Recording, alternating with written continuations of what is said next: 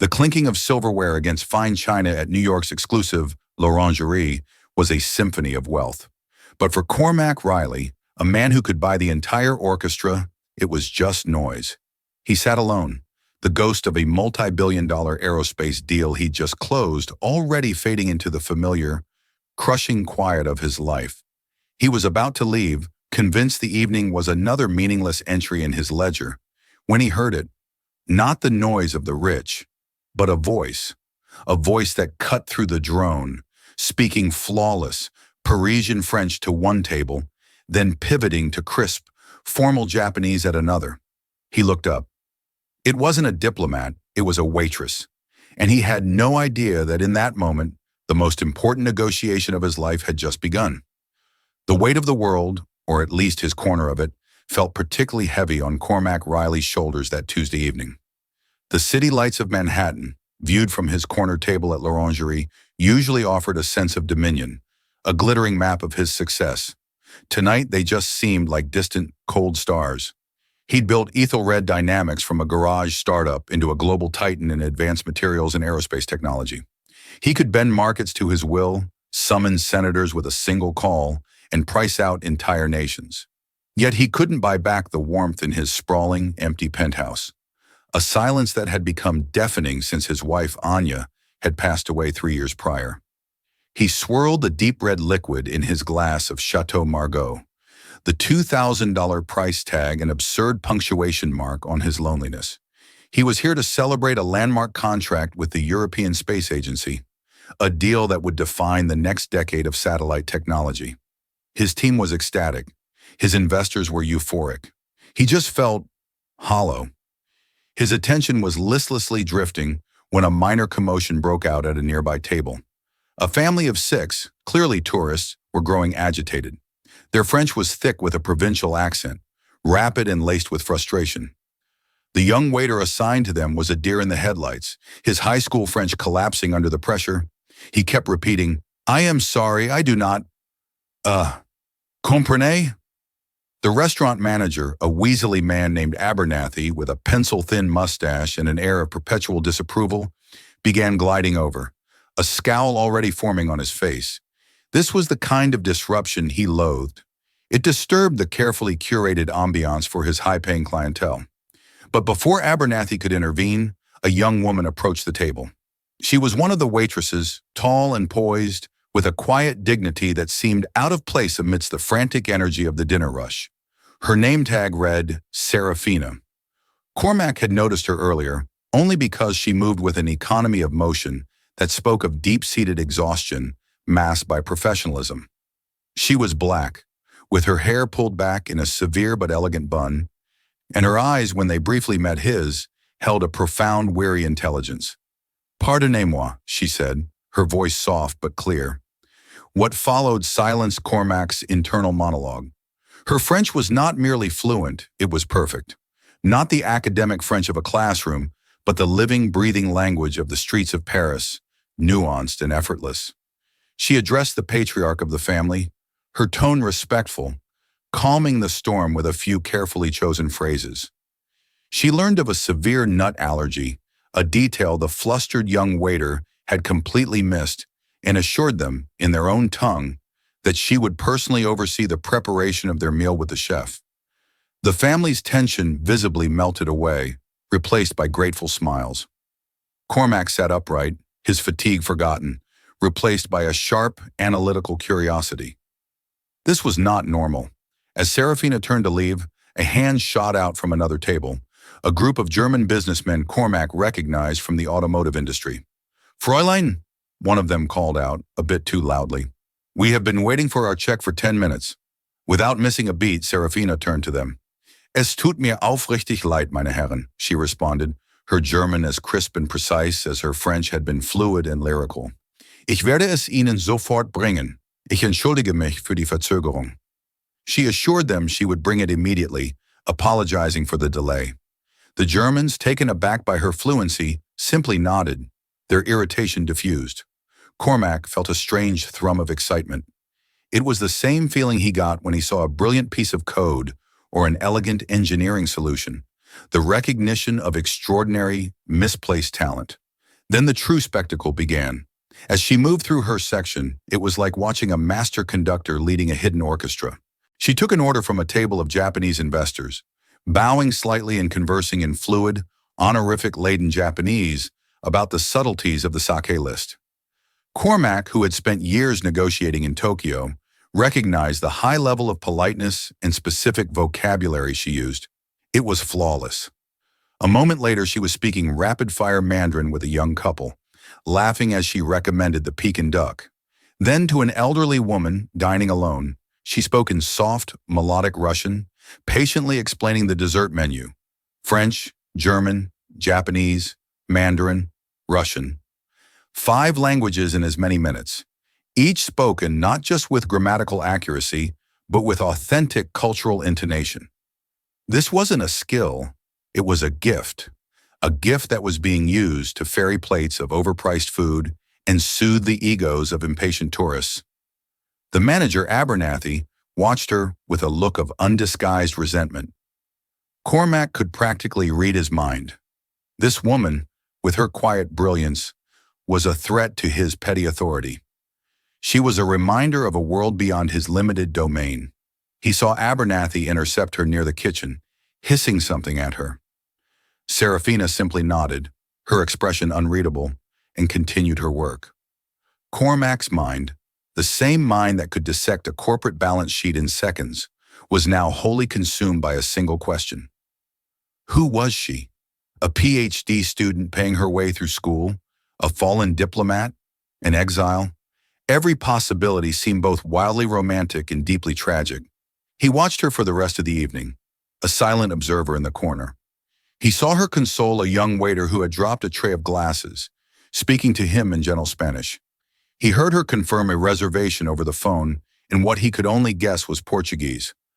Later, she helped a lost Italian couple find a taxi, her accent seemingly straight from Rome.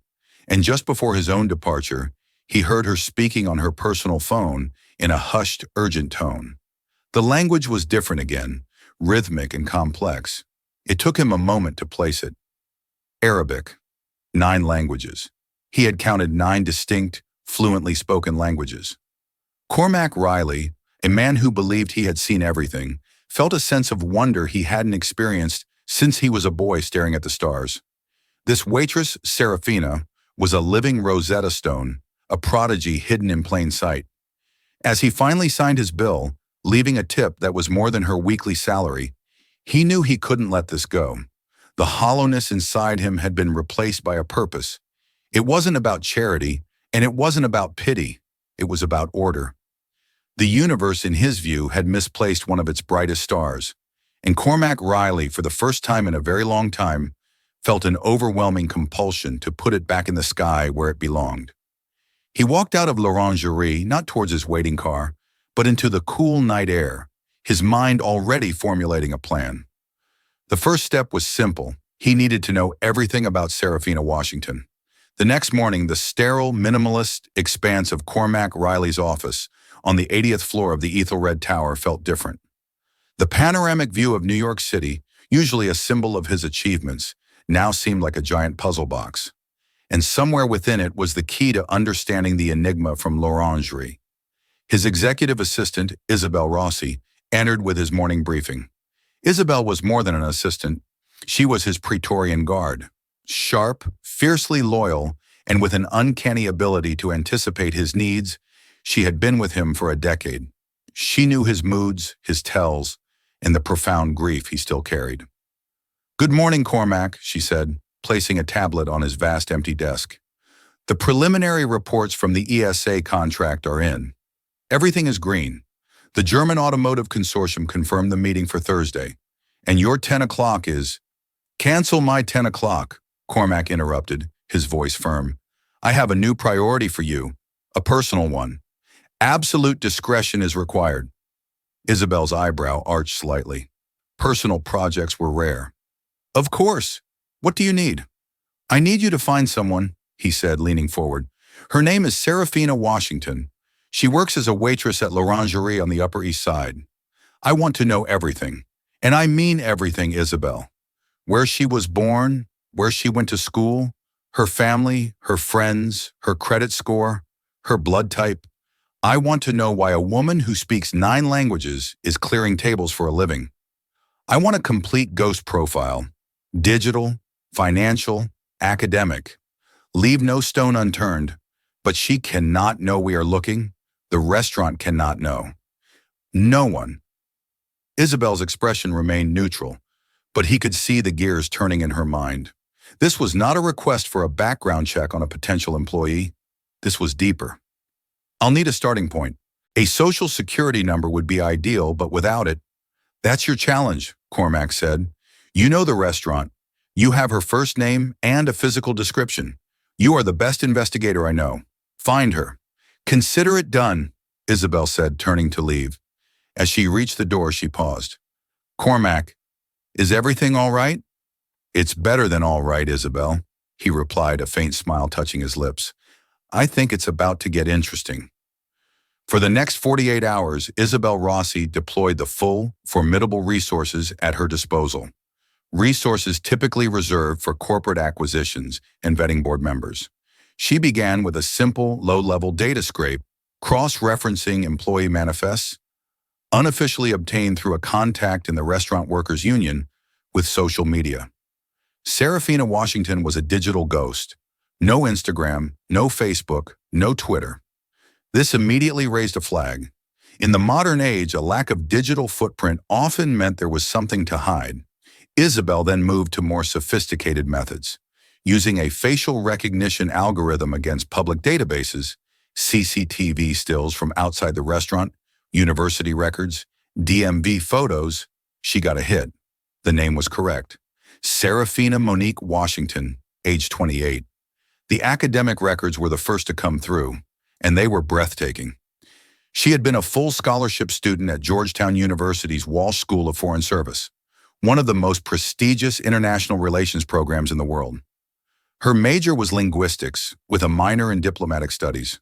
Her GPA was a flawless 4.0. She had won the prestigious Chamberlain Fellowship for Linguistic Excellence 2 years in a row. Her professor's notes, which Isabel accessed through a deep web academic archive, described her as a once-in-a-generation talent, a prodigy with an unparalleled ear for syntax and phonetics. She was fluent in the languages Cormac had heard, and more.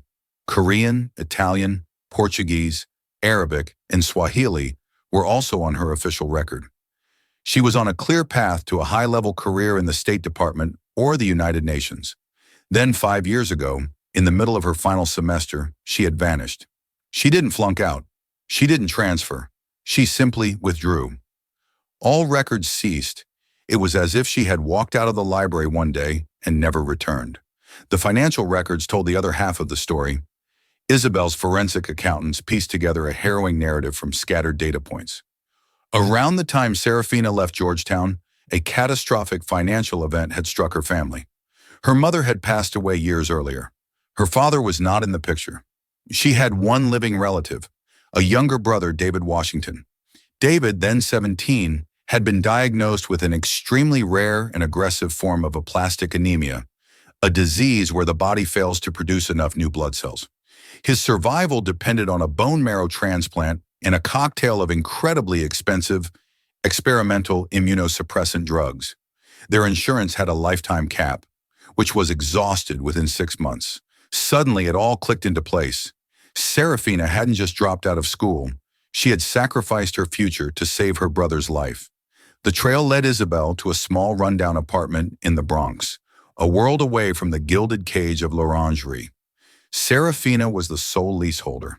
She worked 2 jobs, her full-time position at the upscale restaurant and a weekend job as a freelance translator for a small, low-paying online service, likely done in the dead of night. Every spare cent she earned was funneled into a single account, the payment portal for the Northwood Medical Center, where David was receiving long-term care. Her own bank account was perpetually near zero. She was trapped in a cycle of debt and desperation, working herself to the bone not for ambition or luxury, but for survival, her brother's survival. Isabel compiled the report, her usual professional detachment shaken. It was a story of brilliance, sacrifice, and crushing systemic failure. She printed out a single-page summary and walked into Cormac's office. Cormac read the page in silence. His expression was grim, a storm of emotions crossing his face. He saw the cold, hard numbers, the medical bills totaling over 1.2 million, the meager income, the debt. But behind the numbers, he saw the full picture of the woman in the restaurant. The exhaustion in her eyes was not just from long hours, but from the crushing weight of a burden that would have broken most people. Her dignity wasn't an act, it was a shield. The experimental treatment for her brother, Cormac said, his voice low. What's its status? It's called Leukostatin 7, Isabel replied, pulling up the data on her tablet. It's showing incredible promise in clinical trials. It's David's only real hope for a long-term cure. The manufacturer is a boutique biotech firm, Pharmaxian Innovations. Cormac's eyes narrowed. The name was vaguely familiar. Look them up. I want to know who owns them. Who sits on their board? Isabel's fingers flew across the screen. A few seconds later, she froze. Oh, no, she whispered. What is it, Isabel? She turned the tablet towards him. The screen showed the corporate ownership structure of Pharmaxian Innovations. It was a wholly owned subsidiary, acquired 6 months ago in a hostile takeover. It was owned by a larger holding company, a company named Wolf Industries.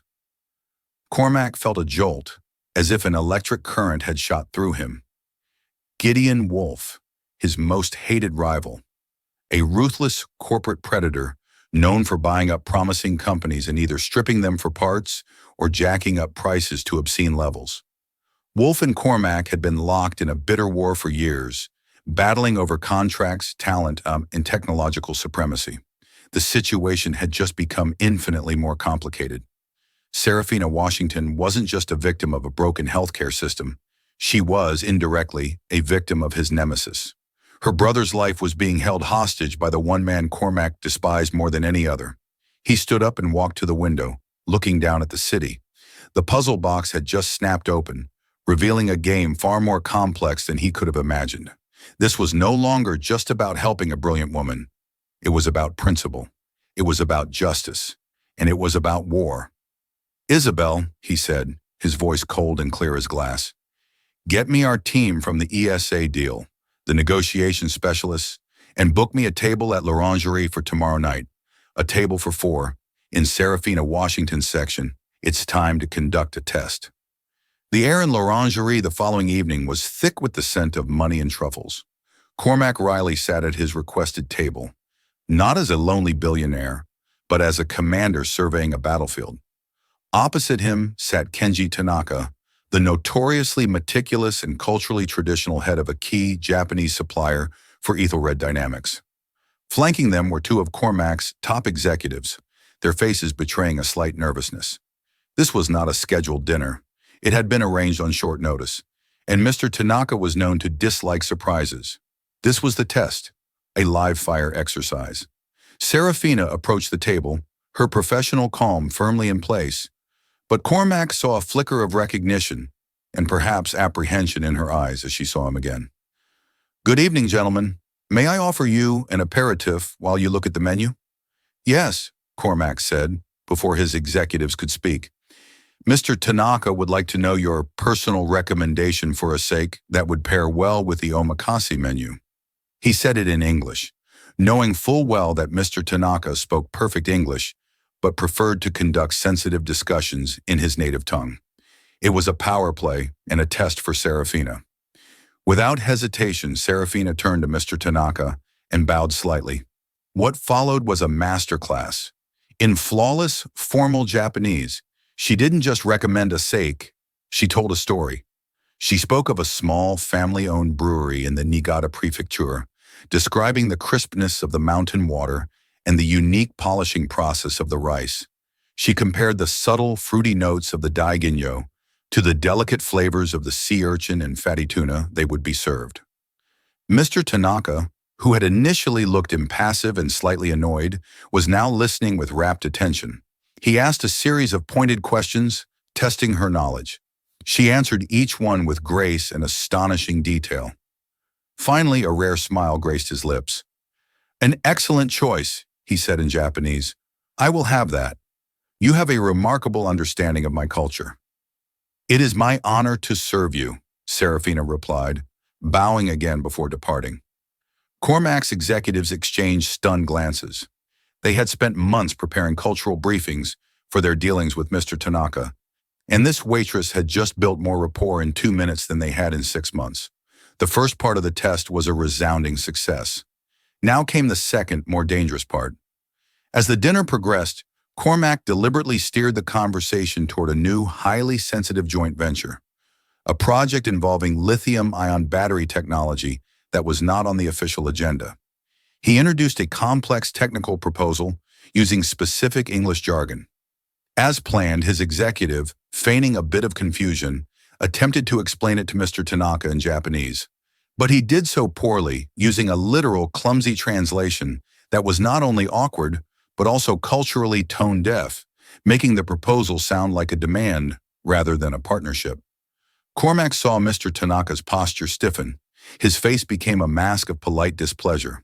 The deal was souring before his eyes, exactly as he had orchestrated. At that moment, Serafina arrived to clear their appetizer plates. She moved silently, efficiently, her face a perfect portrait of professional detachment.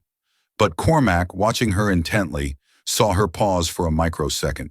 Her eyes flickered towards Mr. Tanaka, then to Cormac's executive. She had heard the clumsy translation. She understood the catastrophic misstep. She was now faced with an impossible choice: to remain a silent waitress, doing her job and allowing a multi-million-dollar international relationship to crumble 6 feet away from her, or to overstep her station in the most flagrant way imaginable, risking immediate termination and the wrath of her manager, Abernathy, who was already watching their high-profile table like a hawk. Cormac held his breath. This was the true measure of her character. It wasn't just about knowledge. It was about courage. For a moment, she did nothing. She collected the plates, her movements measured. Cormac felt a pang of disappointment. Perhaps he had misjudged her. Perhaps the spirit had been crushed out of her after all. She turned to leave the table. Then she stopped. She turned back, her gaze directed respectfully at Mr. Tanaka, but her words intended for everyone. "Forgive my impertinence, sirs," she began in perfect humble Japanese, her voice barely above a whisper, yet commanding the attention of the entire table. "But if I may be so bold, the concept your colleague described, the collaborative foundry model, is very similar to the Keiretsu philosophy of mutual prosperity. The nuance may have been lost in translation." She then, in less than 30 seconds, rephrased the entire proposal. She didn't just translate the words, she transmuted the meaning. She framed it with the cultural context of shared risk, long-term partnership, and mutual honor, concepts that resonated deeply with Japanese business philosophy. She transformed a clumsy demand into an elegant and respectful invitation. The silence that followed was absolute. Cormac's executives stared at her, their mouths agape. Mr. Tanaka looked from Serafina to Cormac, a slow, knowing look of profound understanding spreading across his face. He saw the entire play, the test, the gambit. A wide smile broke through his stoic demeanor. He let out a short, sharp laugh. "Riley-san," he said to Cormac in English, his eyes twinkling, "you are a man of many hidden assets." He then turned back to Serafina, giving her a deep, respectful bow. "You have my deepest gratitude. You have clarified the situation beautifully." At that exact moment, Abernathy chose to storm over to the table, his face puce with rage. "Miss Washington, what is the meaning of this? You are disturbing my guests. Get back to the kitchen immediately." Before Serafina could even react, Cormac raised a hand. His voice was quiet, but it carried the chilling weight of absolute power. "She is not disturbing us, Mr. Abernathy. She is our guest." He turned to Serafina, whose face was a mixture of shock, confusion, and fear. "Serafina, please sit, join us." He gestured to the empty chair beside him. The entire restaurant seemed to fall silent, watching the unbelievable scene unfold. A waitress being asked to join a table of international power brokers. Abernathy sputtered, "Sir, that is completely against restaurant policy." Cormac's gaze snapped to him. It was a look that had terrified corporate boards and made rivals capitulate. "Your policy is of no concern to me." She is sitting with us. Or I will buy this restaurant, and my first act as owner will be to personally escort you out the front door. Is that clear? Abernathy paled, stammered a pathetic, "Yes, sir," and practically fled. Serafina stood frozen, looking at the offered chair as if it were an electric chair. Her mind was reeling. This wasn't happening. This powerful, enigmatic man had not only engineered this entire situation, but was now shattering the rigid caste system of her world in front of everyone. "Please," Cormac said again, his voice softer now. "Your shift is clearly over." Slowly, hesitantly, Serafina Washington pulled out the chair and sat down at the table. A waitress no more, plunged into the center of a game whose rules she was only beginning to comprehend. The rest of the dinner was a surreal affair. Serafina sat in a state of managed shock, a silent participant at a table where titans of industry discussed billion-dollar supply chains. Cormac expertly steered the conversation back to neutral territory, allowing her time to breathe. She barely touched the plate of food he ordered for her, her mind racing, trying to assemble the pieces of the evening's bizarre puzzle. Who was this man? Cormac Riley. Why had he orchestrated such an elaborate public test? And what did he want from her? When the dinner concluded and Mr. Tanaka and the executives had departed, after Tanaka gave her another respectful bow, Serafina and Cormac were left alone at the table. The restaurant was emptying out, the staff cleaning around them, casting curious, resentful glances her way. Her world had been turned upside down in the space of 2 hours. "I imagine you have questions," Cormac began, his tone direct but not unkind. "That would be an understatement," Serafina replied, her voice regaining its composure. The initial shock was hardening into a wary defensiveness. She had been surviving on her own terms for 5 years, and she was intensely suspicious of anyone offering a sudden change in fortune. "What was that? A game? Some kind of test?" "Yes," Cormac admitted without shame. "It was a test, and you passed with a distinction I have rarely seen. I apologize for the public nature of it, but I had to be certain." "Certain of what?" she challenged, her eyes narrowing. "That I can speak Japanese? You could have just asked." "No," he said, leaning forward. "I needed to be certain that you still had the courage to use your gifts. Courage is rarer than talent, Miss Washington, and far more valuable." He paused, letting the weight of his words settle. "I know about Georgetown. I know about your academic record. I know you were destined for a brilliant career in diplomacy before circumstances changed." He chose his words carefully, not wanting to reveal the full, invasive extent of his investigation just yet. Serafina stiffened. "You've been looking into my past." It wasn't a question. It was an accusation. The wall around her went up, brick by defiant brick. "I have," he confirmed, "because what I saw the other night and what I saw tonight does not belong in a restaurant clearing plates. It belongs on a global stage. I am the CEO of Ethelred Dynamics. We are a global aerospace and technology firm with operations in 17 countries. Communication, nuance, and cultural understanding are the lifeblood of my business. Mistakes in translation can cost millions. Failures in cultural understanding can cost billions." He slid a business card across the table. "I am offering you a job, Miss Washington, not as a translator, but as a senior consultant for international strategy. You would be my direct advisor on cross-cultural negotiations. You would prepare my teams, analyze our partners and competitors for cultural blind spots, and be a key part of our most sensitive global dealings. The starting salary would be $350,000 a year, plus bonuses, full benefits, and a relocation package if you desire it." Serafina stared at the card, then back at him. The number was staggering, life-altering. It was more money than she had earned in the last 5 years combined. It was enough to solve everything. It was a lifeline, a golden chariot sent to lift her out of the mud, and she didn't trust it for a second.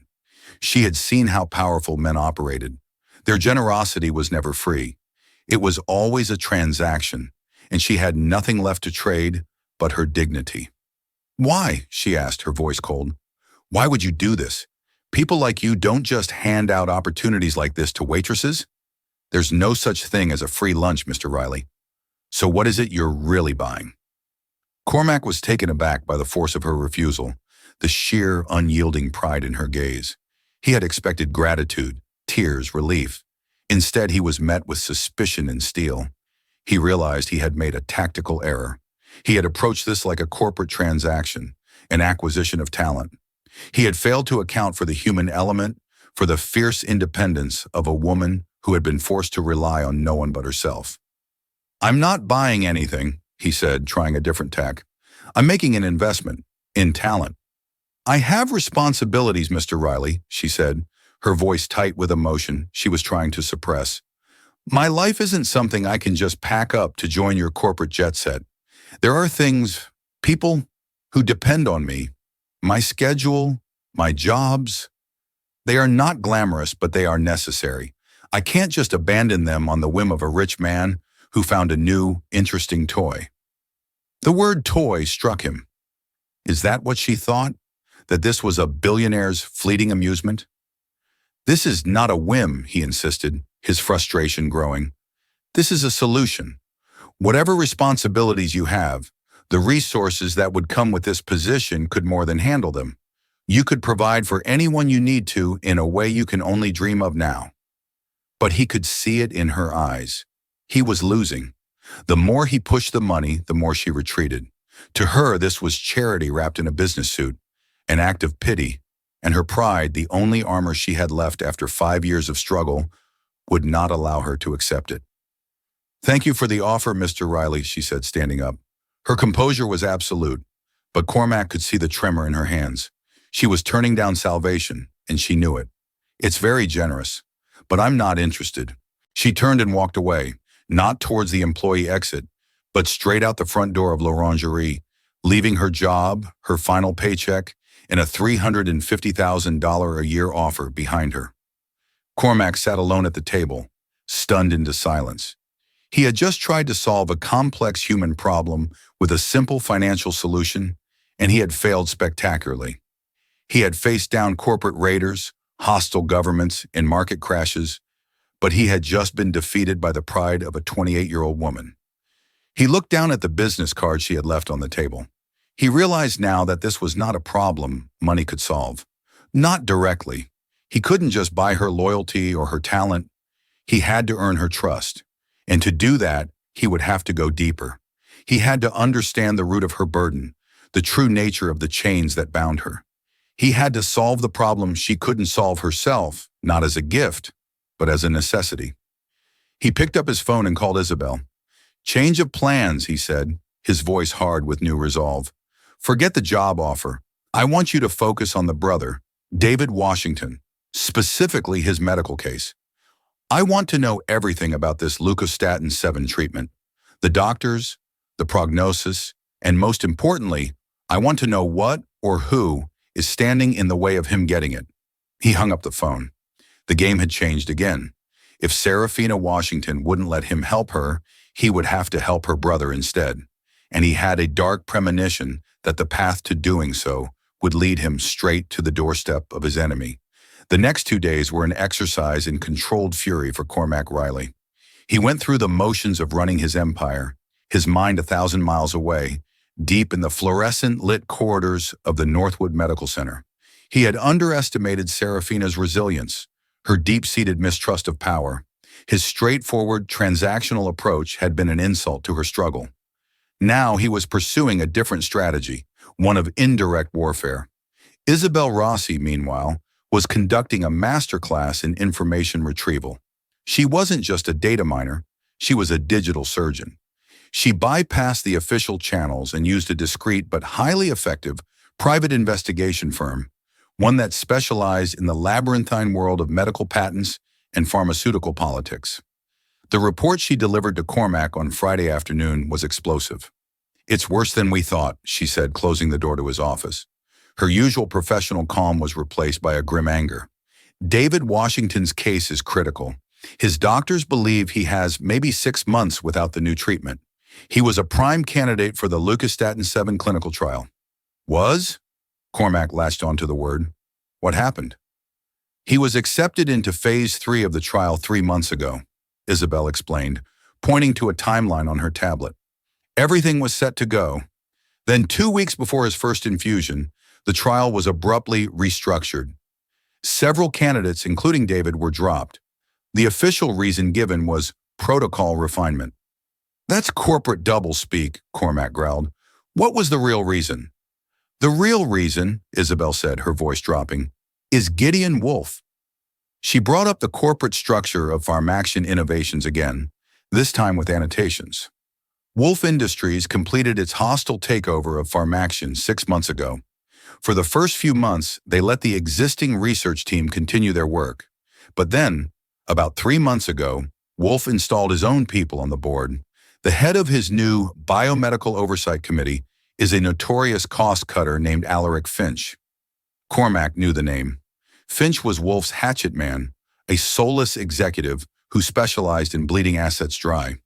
Finch's committee conducted a profitability review of all ongoing projects, Isabel continued. Leukostatin 7 was flagged, not because it wasn't effective, the science is solid, a potential Nobel Prize winner, but because the target market is too small. Aplastic anemia is a rare disease. The projected revenue wasn't high enough to meet Wolf's aggressive profit margins. Cormac felt a cold rage building in his chest. So they're shelving a life-saving drug because it won't make them rich enough? Not shelving, Isabel corrected, a bitter edge to her voice. That's the truly evil part. They're not killing the project. They're slow-walking it. They cut the trial size, dropping the most expensive patients, those requiring extensive hospital stays, like David. They're deliberately dragging out the FDA approval process, all while their marketing division is preparing a launch strategy. The plan is to get it approved in a few years, but at a price point that's astronomical. We're talking upwards of $2 million per patient per year. They're letting people die now so they can charge a king's ransom later. It was a strategy of such pure, predatory capitalism that it took Cormac's breath away. Gideon Wolf wasn't just a corporate rival. He was a ghoul, profiting from human misery. And Serafina and her brother were caught squarely in his web. Her nightly toil, her sacrificed dreams, her brother's fading life, it was all just collateral damage on a Wolf Industries balance sheet. The connection was now horrifyingly clear. The random cruelty of fate that had afflicted her family had been compounded by the calculated cruelty of his nemesis. Is there any way around this? Cormac asked, his mind sifting through possibilities. Can we get him into a trial in another country? Fund the treatment directly? Wolf has the global patent locked down, Isabel replied. Pharmaxian is the sole manufacturer. Any doctor who tried to administer it off-label would be sued into oblivion. Any attempt to fund it directly would be blocked. They have a legal fortress built around this drug. The only way to get it is to be part of their new, smaller trial, and the selection process is now rigged to favor patients with gold-plated insurance plans who can afford exorbitant post-trial costs. David Washington has no chance. Cormac stood and paced the length of his office, the city lights below seeming to mock him. He had all the money in the world, but he couldn't simply write a check to solve this. Gideon Wolf had created a closed system, a trap from which there was no easy escape. He could try to wage a legal battle, but that would take years, time David Washington didn't have. He could try to create a media firestorm, but Wolf was a master of public relations and would paint Ethelred Dynamics as a competitor, trying to steal his intellectual property. He needed leverage, something fast, powerful, and undeniable. He needed to find a way to put Gideon Wolf in a position where releasing the drug to David was more beneficial than withholding it. His eyes fell on the schedule for the following week, and there it was, the answer, the Global Aerospace Summit in Seoul, South Korea. It was the biggest event of the year.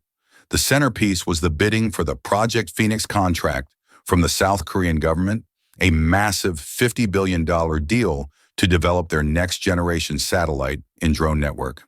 It was the most coveted prize in the industry, and the two final bidders were Ethelred Dynamics and Wolf Industries. The battle for Project Phoenix was expected to be a brutal, head-to-head fight.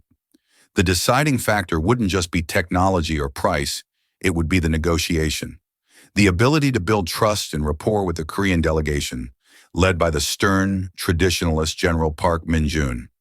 Gideon Wolf would be there personally. He would be all in, desperate to win. It was his obsession, And Cormac Riley suddenly had a weapon Wolf didn't. A secret weapon who understood nuance and culture better than anyone. A woman who spoke flawless Korean. A new plan began to form, far more audacious and dangerous than the last. He wouldn't just offer Serafina a job. He would offer her a chance at vengeance.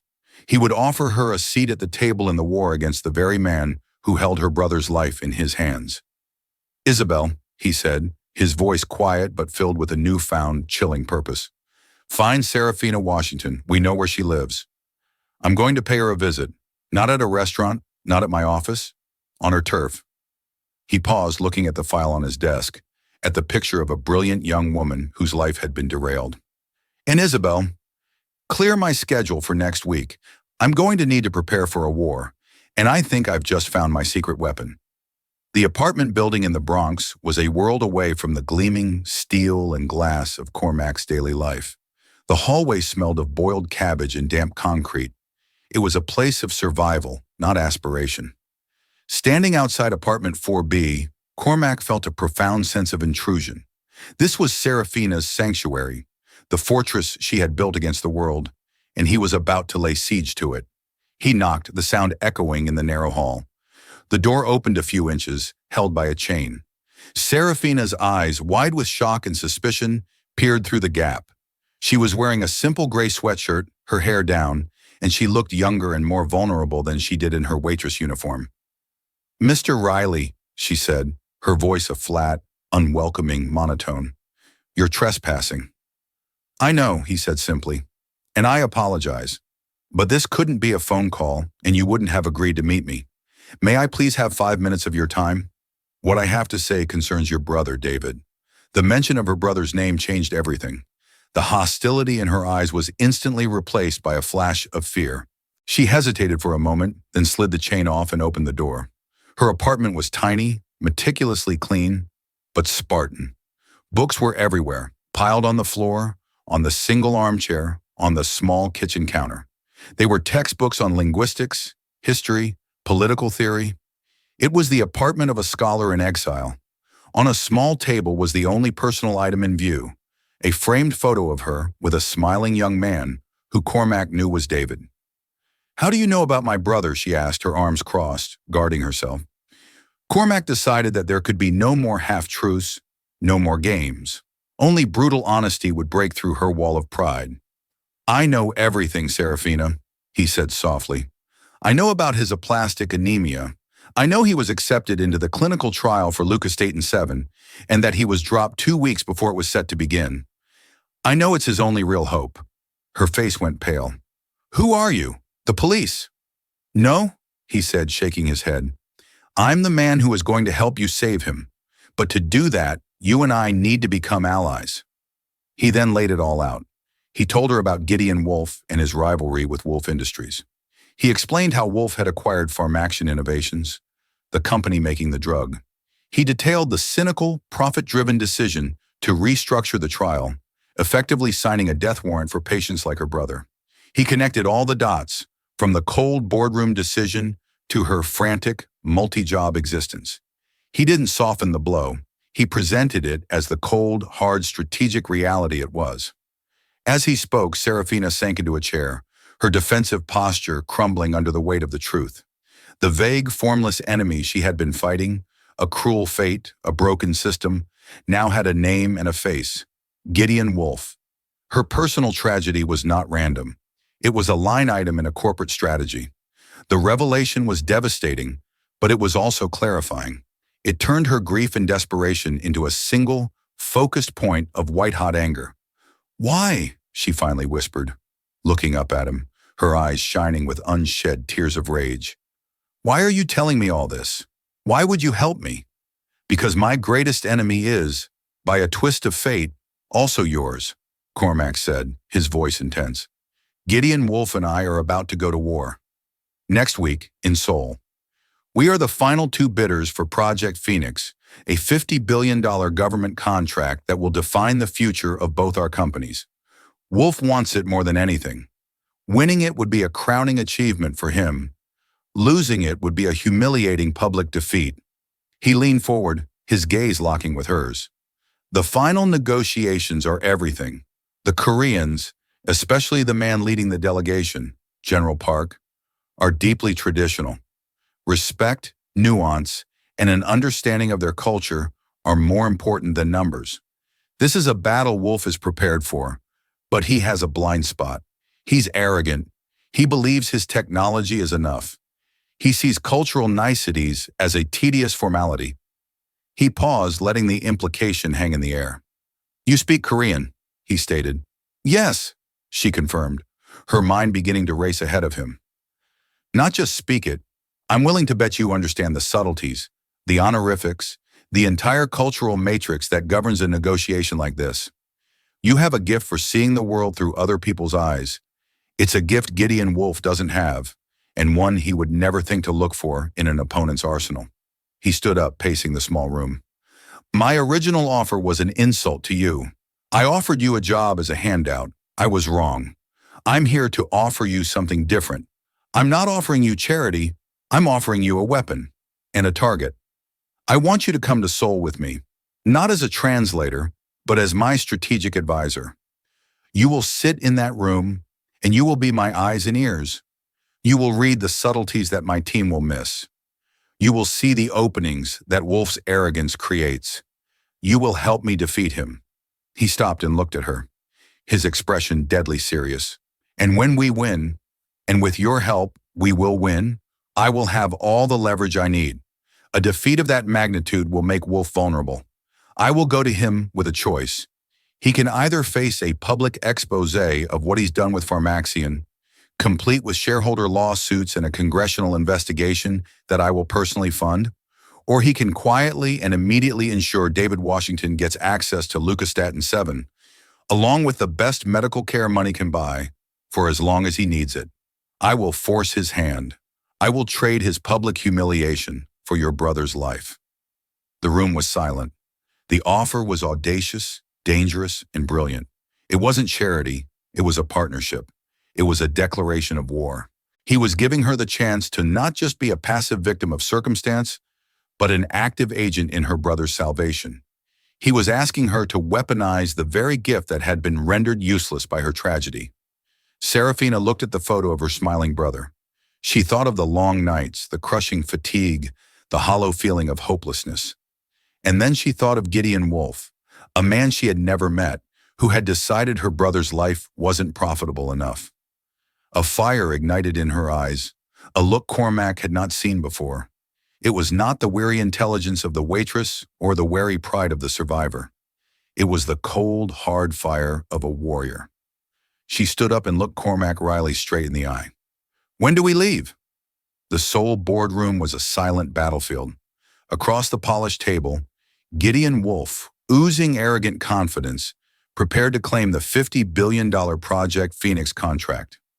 He saw Cormac Riley as a predictable rival. He never even glanced at Serafina, seated beside Cormac, seeing her as nothing more than a junior staffer. He had no idea the entire war would pivot around her. Wolf's presentation was slick, showcasing powerful technology but framed with a dismissive, take-it-or-leave-it attitude. Cormac, following Serafina's whispered coaching, countered by speaking of partnership and shared prosperity, using key Korean phrases she had taught him that resonated with the delegation leader, General Park Min-jun. The turning point came when General Park asked a complex question in Korean about the sharing of intellectual property. Wolf, through his translator, waved it off. "Our technology is proprietary," he said with a condescending smile. "You don't need to worry about the details. We handle everything." Serafina saw the fatal error instantly. The general's face hardened. The response was a profound insult, portraying the Koreans as mere customers, not respected partners. She leaned into Cormac, her voice urgent. "That was it, the ultimate sign of disrespect. Let me answer." Trusting her completely, Cormac held up a hand. "General, for a question of this importance, I'd like my lead strategist, Miss Washington, to address you directly." Wolf smirked as Serafina stood. The smirk vanished as she bowed deeply to General Park and began to speak in flawless, powerful Korean. She didn't just translate, she reshaped the entire narrative. She honored the general's concern, contrasting Woolf's philosophy of control with Ethelred's philosophy of empowerment. She painted a vision of a true alliance built on shared knowledge and mutual respect. She articulated a level of cultural and strategic understanding that Woolf's team could never hope to match. The Korean delegation was captivated. Gideon Woolf, unable to follow the nuances but seeing the masterful effect she was having, could only watch in dawning horror as his victory dissolved before his eyes. The contract was theirs. That evening, Cormac made a single phone call. "Gideon," he said, his voice like ice, "I know about Pharmaction. I know about David Washington. I'm sending you a file. You can have your company ruined by morning, or you can have that boy on a plane to the best hospital in the world. You have 1 hour." Less than 30 minutes later, Isabel confirmed it. An anonymous, multi-million-dollar fund had been established for David's total and indefinite care. He was being moved to a specialist facility that night. In the hotel suite overlooking Seoul, Cormac found Serafina by the window. "You won," he said softly. "You saved him." Tears streamed down her face. Not of sorrow, but of triumph. The weight of years had finally lifted. She hadn't been a victim waiting for rescue. She had been the warrior who won the war. "Your new position is waiting for you," Cormac continued, a genuine smile on his face. "Head of Global Strategy. You earned it." She met his gaze, the quiet waitress and the lonely billionaire gone, replaced by two allies who had found a shared purpose, and in the process had delivered their own form of justice. And so, Serafina Washington's journey took her from the clatter of a restaurant kitchen to the hushed power of a global boardroom. Her story isn't just about a chance encounter. It's a powerful reminder that incredible talent can be hidden in the most unexpected places, waiting for an opportunity to shine. It shows us that true strength isn't just enduring hardship, but having the courage to fight back when given the chance. Serafina didn't just get a new job. She reclaimed her destiny and saved the person she loved most, using the very gifts the world had told her were useless. If her incredible story of resilience, intelligence, and justice inspired you, please help us share it with the world. Hit that like button, share this video with your friends and family, and don't forget to subscribe to our channel for more stories that prove one person can truly make a difference. What hidden talents are you seeing around you every day? Let us know in the comments below.